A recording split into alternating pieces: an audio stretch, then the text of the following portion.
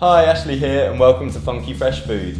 Today I'm finally doing my second episode of the 3-ingredient cook-off. If you don't know what it is, it's something that I'm doing with Laurice's Kitchen, Colin's cooking channel and Kitchen Survival, where we pick 3 ingredients and have to make a meal around it. You can check out everyone's channels here. I recommend you go look at their videos for the first ingredient cook-off and also their ones for this episode. The 3 ingredients this time are fish, beetroot and chilli. I was a little bit stumped to begin with, but decided to completely go for it and do something I'd never done before. So I've attempted beetroot and chilli cured salmon. Let's see how it turned out.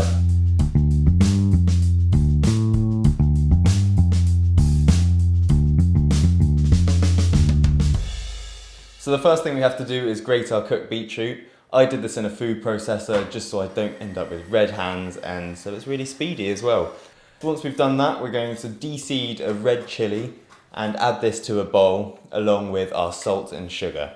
We'll give this a good mix up and then that's basically our curing mixture done.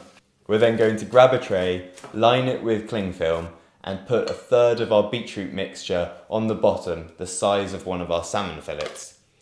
We'll then put the salmon fillet skin side down, add another 1/3 of the beetroot mixture, another salmon fillet skin side down again, and the final 1/3 of the beetroot mixture on top. We'll then wrap the cling film around it and then do another layer of cling film on top just to make sure everything is well wrapped. We'll then grab another tray or plate and put it on top of the salmon and weigh it down with some weights. I don't have any weights, so I decided to use some bottles of wine as I happen to have a few of those in my fridge. We'll then put the salmon into the fridge and leave it for 24 hours.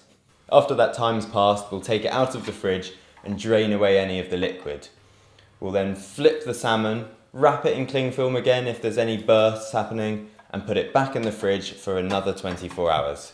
We'll repeat this once more, and then after the salmon has had 72 hours, 3 days worth of curing in the fridge, it should be ready. At this point, we are going to unwrap our salmon from its cling film, scrape off any of the beetroot mixture, and then give it a rinse under some cold water, being gentle with it, making sure you don't break apart any of the salmon. We're then going to absorb any excess moisture from the salmon fillets by drying them gently with some kitchen towel. Now comes the carving of the salmon, and what I'm aiming for here is the sort of thickness of smoked salmon or gravlax, so what you need is a really flexible and incredibly sharp knife. I started doing it with my blunt one and then had to sharpen it halfway through, and it really made such a difference. Once you start cutting the salmon, you'll notice you have a lovely sort of sunrise effect of the dark red beetroot stained outside and the pink middle, and it looks absolutely amazing. You can eat the salmon however you like, as part of a main meal with some potatoes and salad, or part of a big buffet table. But what I'm going to show you now is how to make them into a really simple and delicious canapé. I'm going to take a slice of nice brown bread and cut it into quarters. I'm using Irish Wheaten as that's what I had available at the time. We'll start the canapé with a thin slice of our cured salmon. We'll squeeze a little bit of lemon juice over this, add a dollop of creme fraiche and a grind of black pepper, and there you have it. A super simple, super tasty canapé.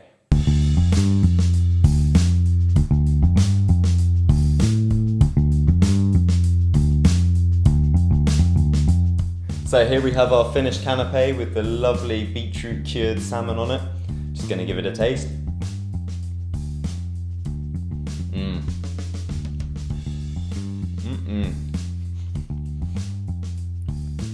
Maybe that's a little bit too big for a dinner party conversation canapé, but incredibly delicious. You can't taste the chilli too much on the salmon, so maybe if you want that to shine through a bit more, leave the seeds in the chilli or maybe do a couple of chilies. But it's really delicious. It's got a nice sweetness from the sugar too.